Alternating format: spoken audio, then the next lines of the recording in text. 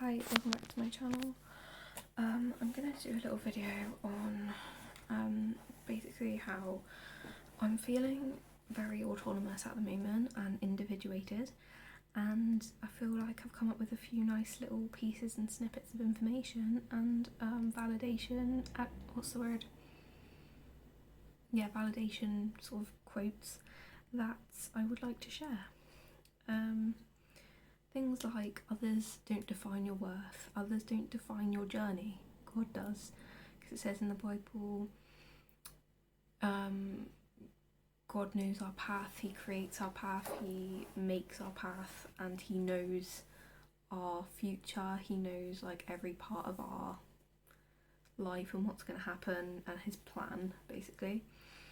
Others don't define that. I think when people say things like, you know, you're gonna go nowhere, like abusive people and stuff, they try and reduce your belief and faith in life and yourself when they're like, you know, you're not gonna go anywhere, you're gonna fail. Like, I'm not talking about constructive I mean, that's not constructive criticism. Constructive criticism is, let's try and work around this situation, or maybe like giving you ideas that might help your situation, or, you know, like give you other options, or like give you some realistic feedback that is fair, and not just being like, oh, you can't do that, and like dragging you down to like a really unfortunate level.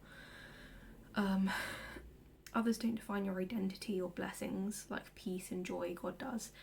Like, you know, some people, like toxic people, will come into your life and try and successfully for seasons take peace away from you. I feel like God's granted me this like lifelong peace that I've found in sort of like giving my life to Him. I feel confident that I'm gonna have peace regardless of my situation from now, but I've definitely had long periods of time in like my whole life that I've not had peace at different times, and I think toxic people love to just take away what you haven't identified, and it's not your time to have as a blessing.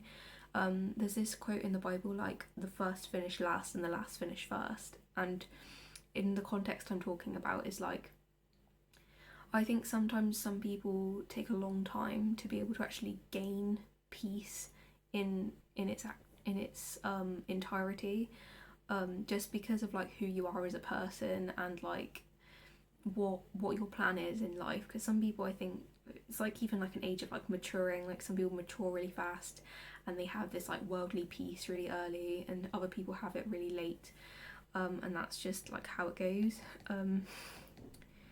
But others don't define this. It's already written in God's plan. Not that we can know God's plan completely, but I think like we all have our own journey and path, and God gives us the strength in this season to go through what we're going through at that time.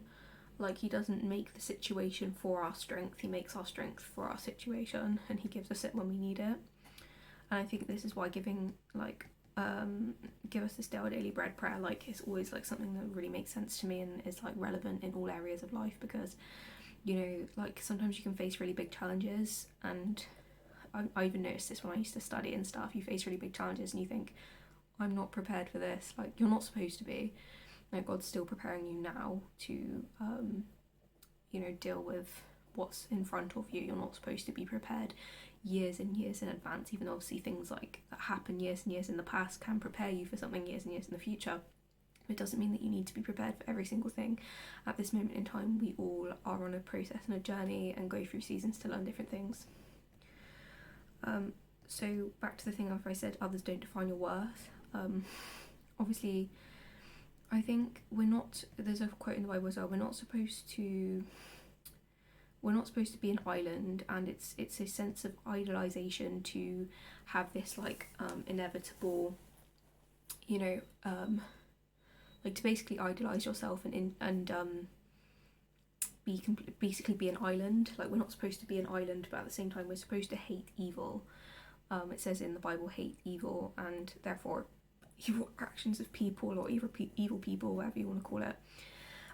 So I think there's this, I think I kind of leaned, I mean subconsciously though, I think there was a sense of codependency there, rather than like choosing to, I need to delete a video to make more space. So yeah, And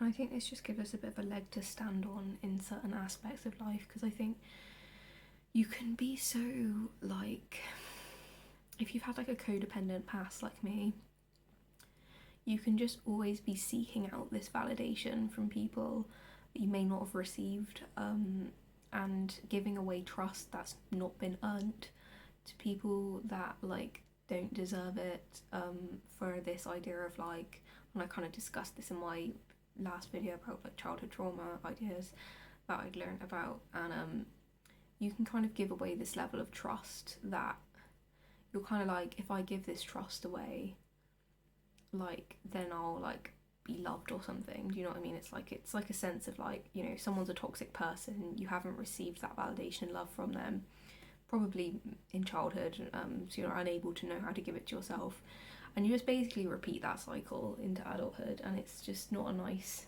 cycle to be in. And I think once you do get to the place where you sort of realise this, like, trust does need to be earned. Not that I'm always like, you shouldn't beat yourself up for past times that you've been in that,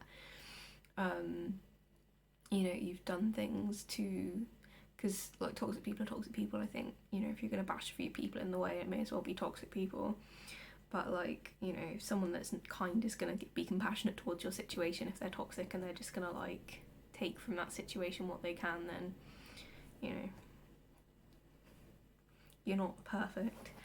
God has a yeah, I think it's, for the point of this video is just to say that I think it's just about having faith for me in that, you know, like it talks about as well how Peter in the Bible was like the rock for that he built his church on.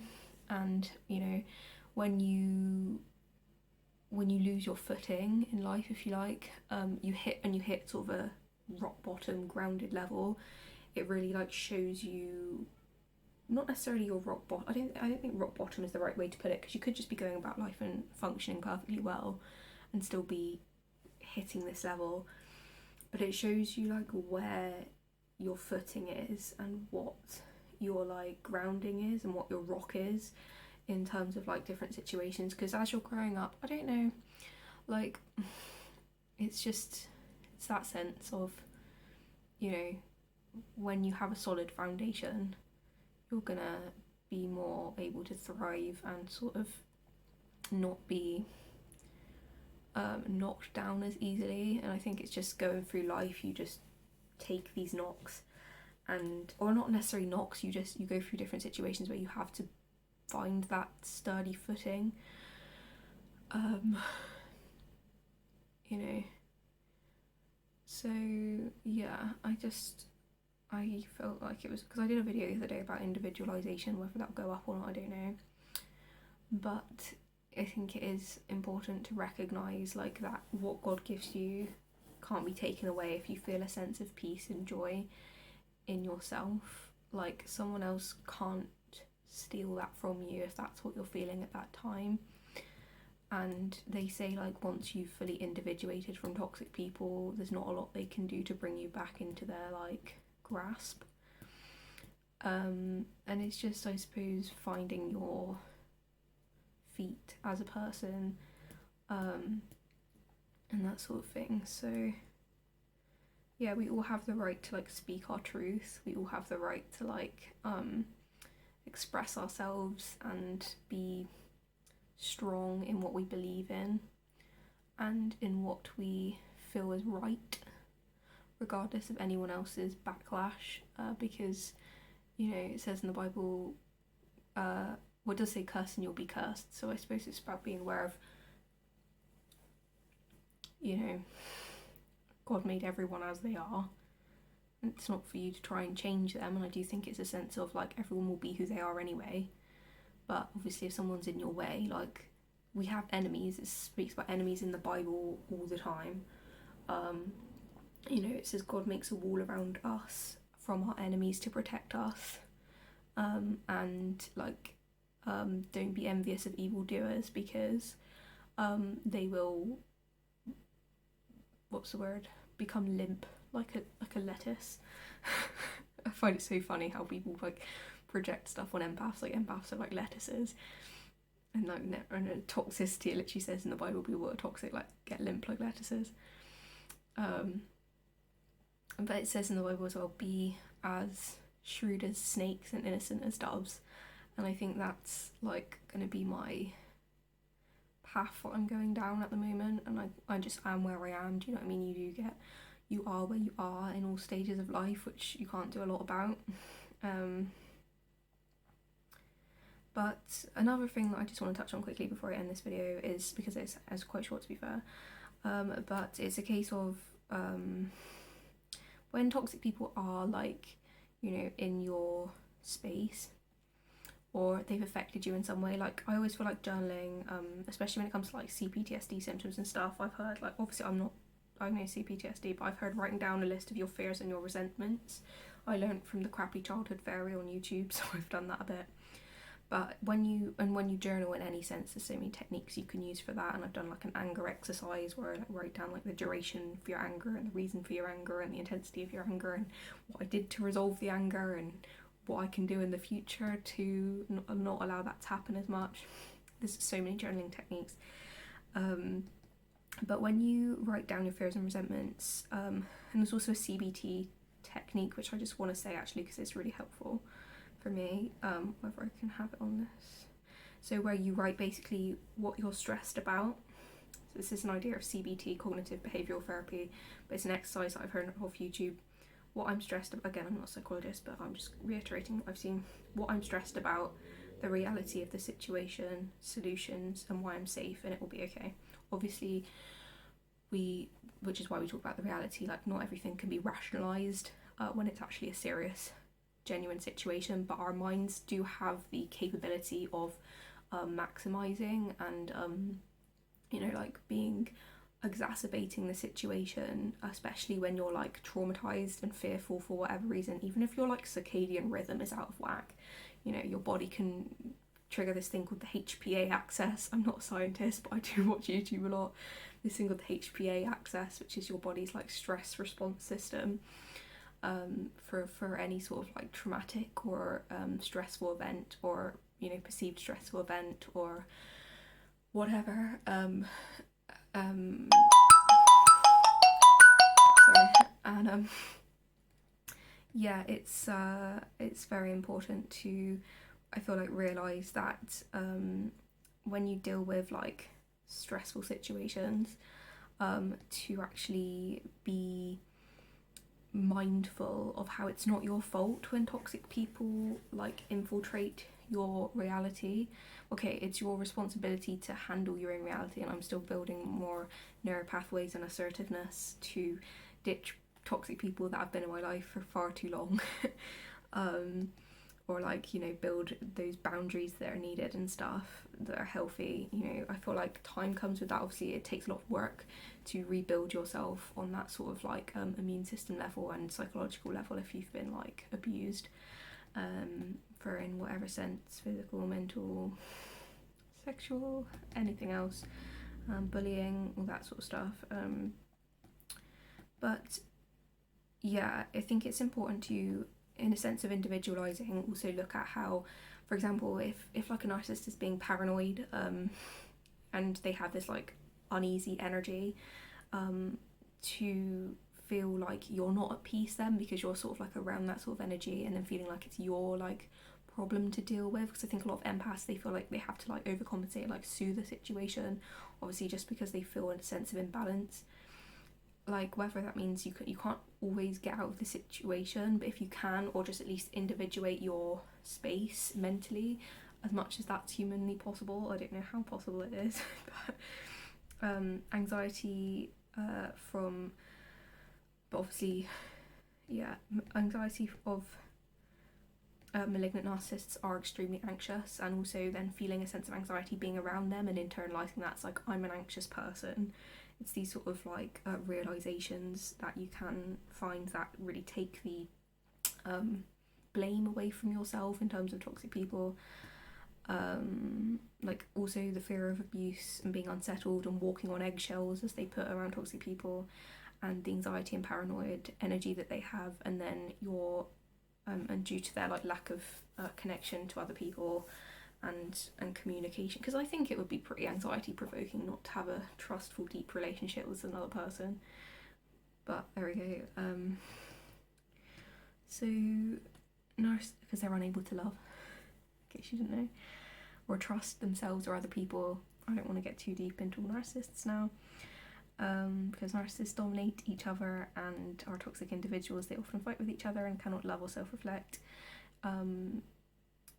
They don't trust one another. There's this thing in the Bible about trust, which is like, if someone can't be trusted with something small, they won't be trusted with something large, as a rule.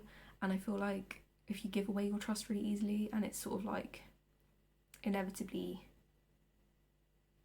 ruined by a narcissist, even if they might like actually try to get that trust from you through like love bombing or making you feel comfortable or whatever, it's so important to actually be aware of how like trust is so valuable. In that sense, I spoke in one of my videos recently about how like God's presence is so valuable, and your presence therefore is really valuable because we're made in the image of God. But also trust is really valuable, and it's so important to have trust. I feel like, God, whether you're religious or not, take that for what it is. If you don't feel like that's something you can relate to, fair enough, and I do understand that. And it's not like a religion pushing channel. That's really not something I need to do to people, and that's religious narcissism, so we're not going to do that. But I have faith in God. But you can do whatever you want. People have so many different ways of connecting to themselves and the universe and whatever else, and different religions and whatever, and I can't talk about all religions because I don't know about all religions. But I can only speak what works for me and stuff, but I don't like to be a religious narcissist or try and push religion at all. That's really something I don't stand by in any sense. I think it's a narcissistic thing that some people use for power.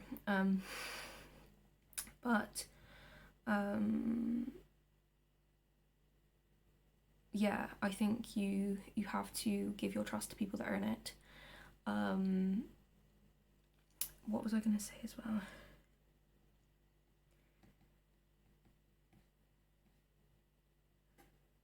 But yeah, it's about also like when you realise that you have been like, or that you're like unsettled in whatever way. When I was writing my list of fears and resentments at the time, it was like, you have obviously like a magnified outlook based on realistic things, but obviously they can get into your mind if you have an activated HPA axis, as I said, for whatever reason. And it's like, I will always be upset, I will always be I will always be, negative emotion.